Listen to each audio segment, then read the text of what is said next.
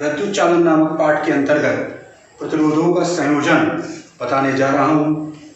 इसके अंतर्गत जो सबसे पहले प्रतिरोधों का संयोजन में जो पहले संयोजन होता है वो श्रेणी क्रम संयोजन होता है। देखिए उसमें होता क्या है, किस प्रकार से होता है, इस चित्र के द्वारा हम समझने का प्रयास करते हैं।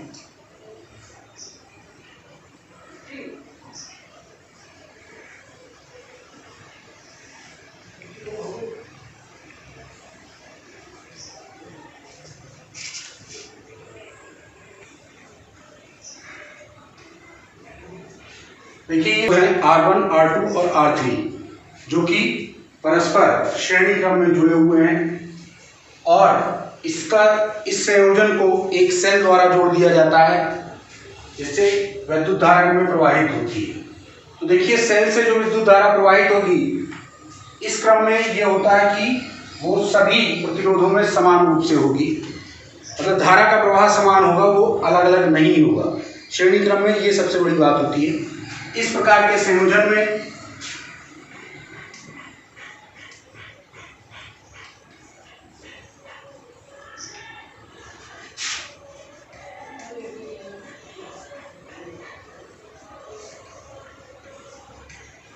अनेक प्रतिरोधों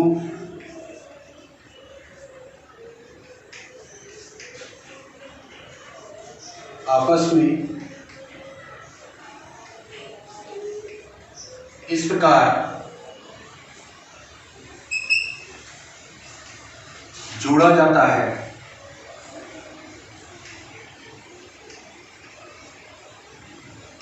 कि पहले प्रतिरोध का पहला सिरा तथा अंतिम प्रतिरोध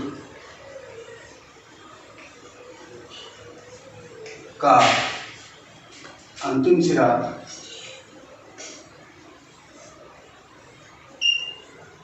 मुक्त होता है।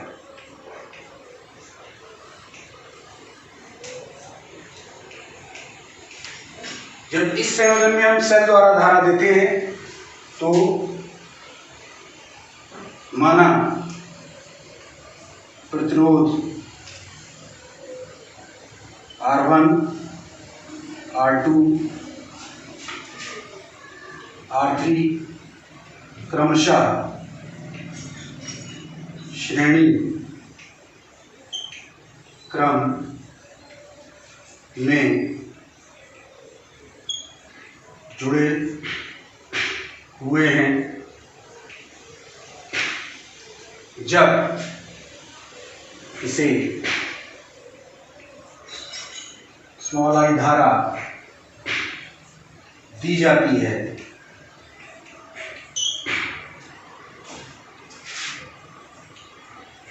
तो वह समान रूप से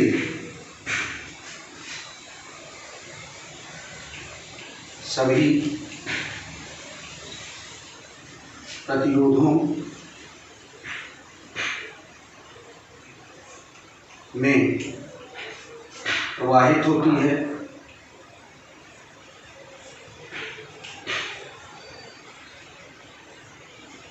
जब धारा प्रवाहित होती है तो ओम के नियम अनुसार इनमें विभवांतर उत्पन्न होता है और वो किस प्रकार होता है, धारा के कारण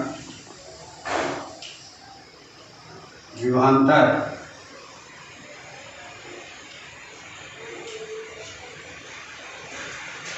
क्रमशः V1, V2, V3 उत्पन्न होता है।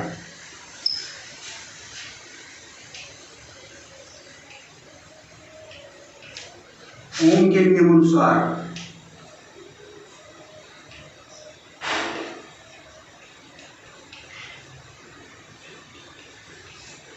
V1 बराबर I, V2 बराबर I R2, V3 बराबर I R3। तो इस प्रकार से सभी में विभवांतर V1, V2 और V3 उत्पन्न हुए, जिनका मान V1 बराबर IR1, V2 बराबर IR2 और V3 बराबर IR3 होगा। विभवांतरों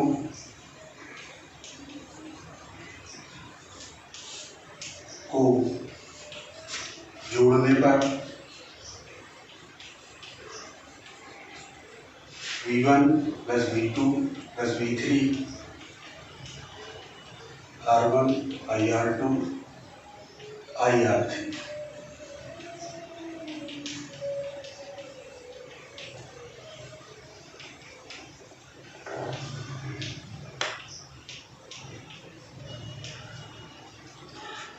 इसके उपरांत यदि हम ऐसा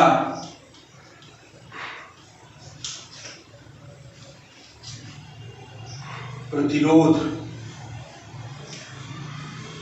लें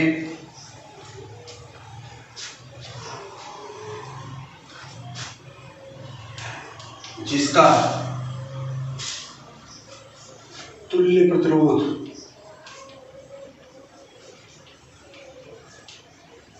R तथा तुल्य विभवांतर V हो,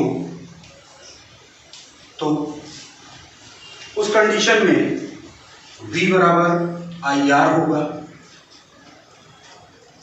देखिए तुल्य विभवांतर V हो रहा है, यानी V1 plus V2 plus V3 बराबर V रखा जाएगा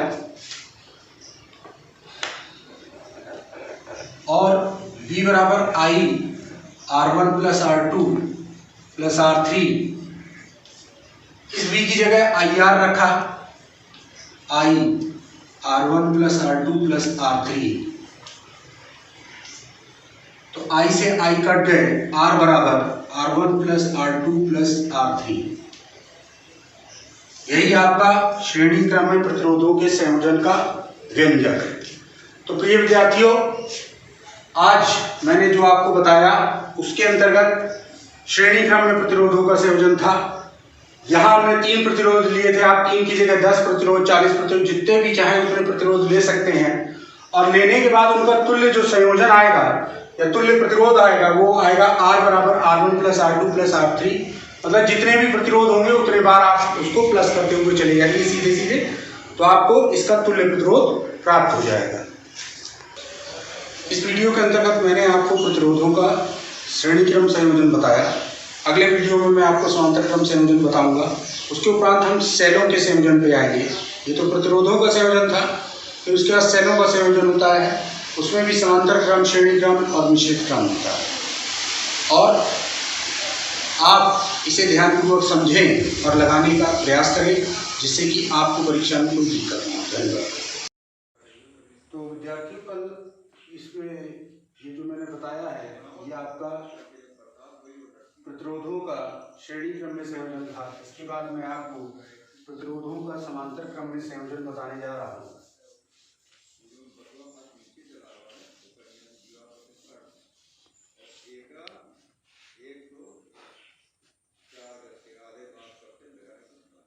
प्रतिरोधों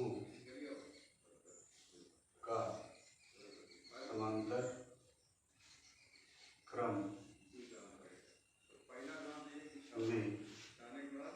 संयोजन।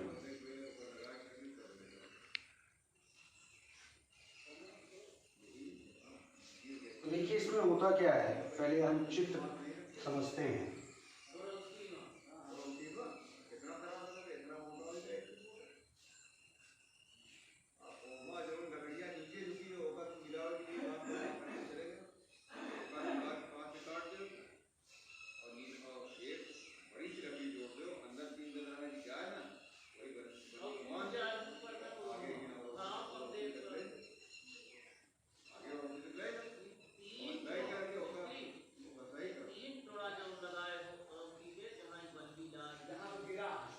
ये आपका इसका सर्किट है।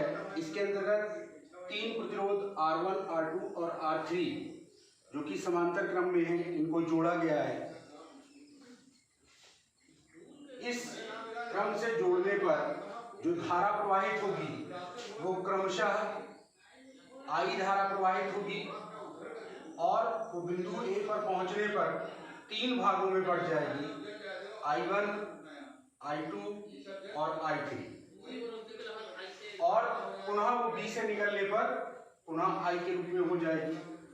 इस क्रम सर्किट को पूरा करने के लिए एक सेल और एक कुंजी लगाई गई है। तो इस क्रम में संयोजन जब करते हैं प्रतिरोधों का तो होता क्या है, सबसे बड़ी बात इसमें यह है कि जो पिछला वाला आपको बताए थे श्रेणी क्रम, उसमें धारा बराबर होती थी, इसमें विभवांतर समान रहता है। तो होता क्या है कि इस संयोजन में सभी प्रतिरोधों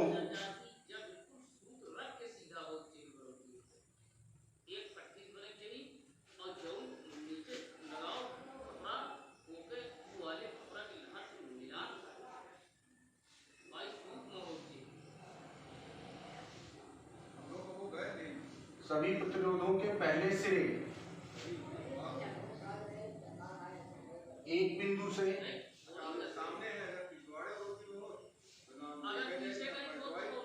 तथा दूसरे सिरे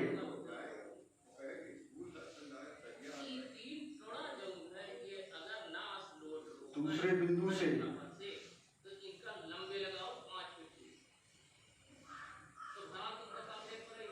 जोड़े जाते हैं।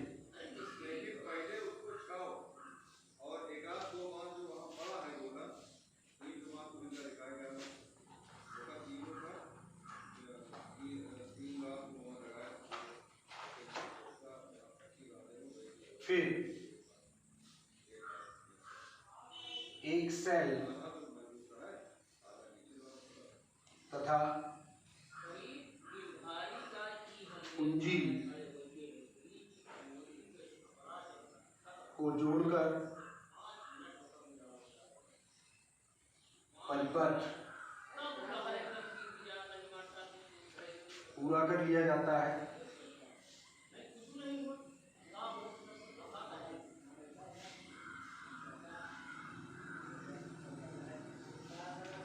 इस परिपथ में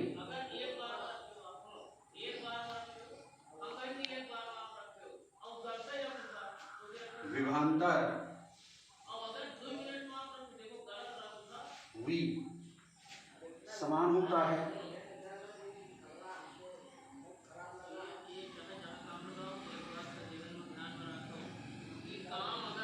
लेकिन धारा सभी प्रतिरोधों में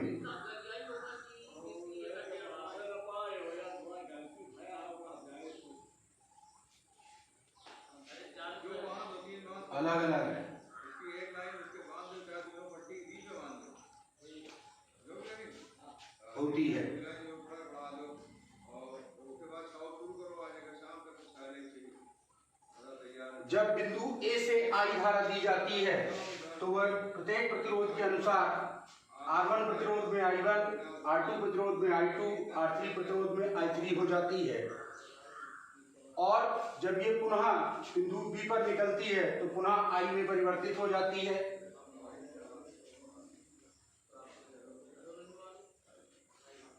माना सेल से प्राप्त धारा I प्रतिरोध R1 पर I1, R2 पर I2 तथा R3 पर I3 है। क्योंकि B पर धारा निकलने पर पुनः I प्राप्त होती है,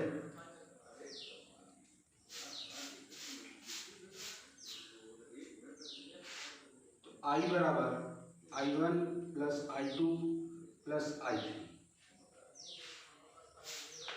ये आपके कुल धारा है।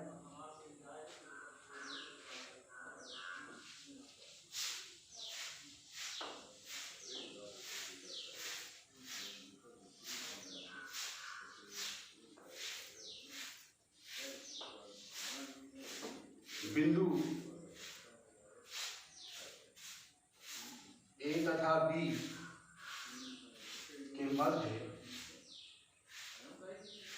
विभवांतर कैपिटल B है। ओम के नियम से हम जानते हैं V बराबर I/R1, V बराबर I/2R2, V बराबर I/3R3।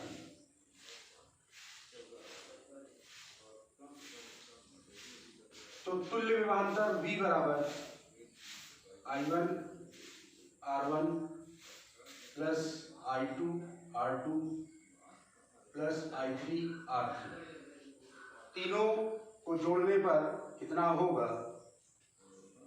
नहीं,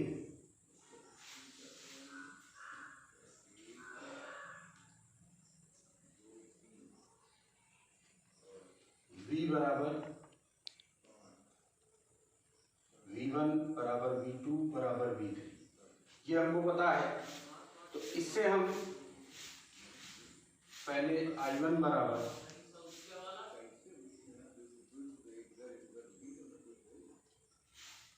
V बटे R1, I2 बराबर V बटे R2, I3 बराबर V/R3। और अभी हमने लिखा था I बराबर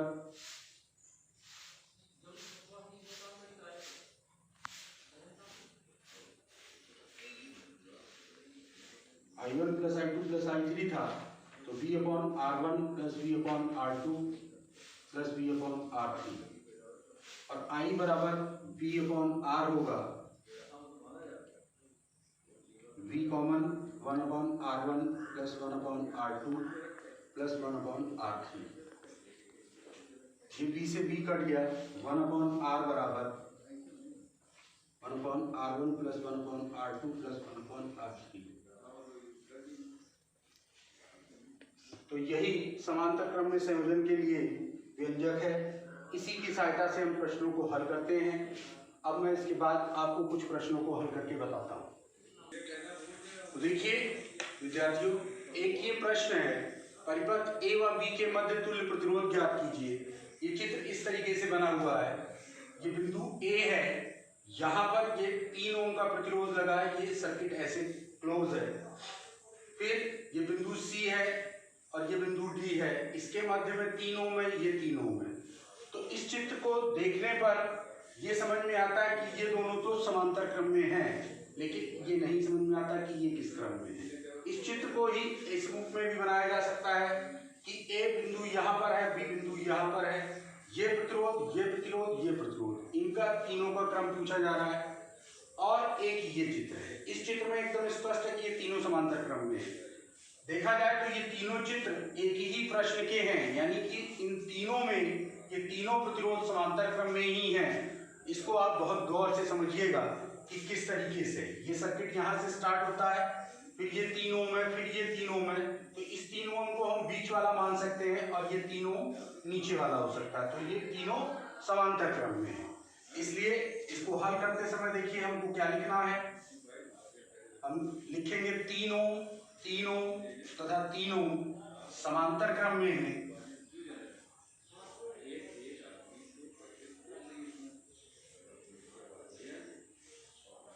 तो 1/R बराबर 1/R1 plus 1/R2 plus 1/R3, 1/R 1/3 plus 1/3 plus 1/3, ये कुल मिलाकर 3/3 हो गया। एक आया 1 ओम, यानी R बराबर 1 ओम। तो देखिए इतना आसान होता है, केवल चित्र आपके समझ में आ जाए कि है कैसे और क्या निकालना है, तो आप इतने आराम से इसको निकाल सकते हैं। और मैं आगे प्रश्न बताता हूँ। देखिए ये दो प्रश्न और हैं। ये परिपथ बना हुआ है, इस परिपथ में हमें तुल्य प्रतिरोध निकालना है। तो हमको पहले ये समझना होगा कि ये किस तरीके का परिपथ है और ये कैसे है।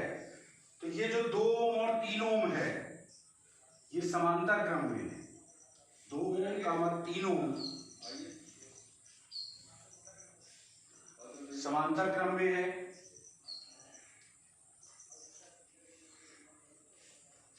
तो 1/r बराबर 1/2 प्लस 1/3, 6 लासा 2 3 6 3 दूनी 6, r बराबर 6/5, 5 का लंबा 10 होने पर ये कुछ इस तरीके से हो जाएगा।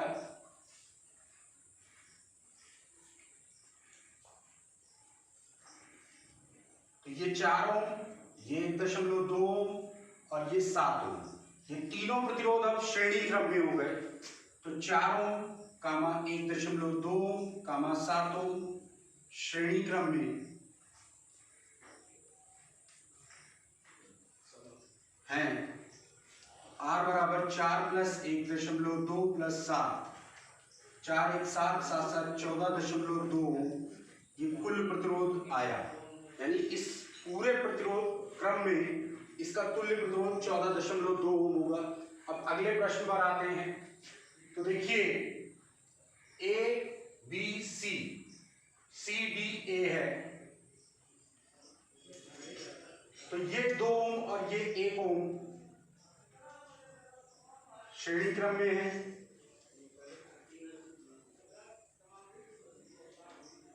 तो R बराबर R1 प्लस R2, 2 प्लस 1 3 ओम हुआ। इसी प्रकार से ये वाला भी 3 ओम ही होगा। तो 3 ओम ये, 3 ओम ये और ये 3 ओम, ये तीनों समांतर क्रम में है।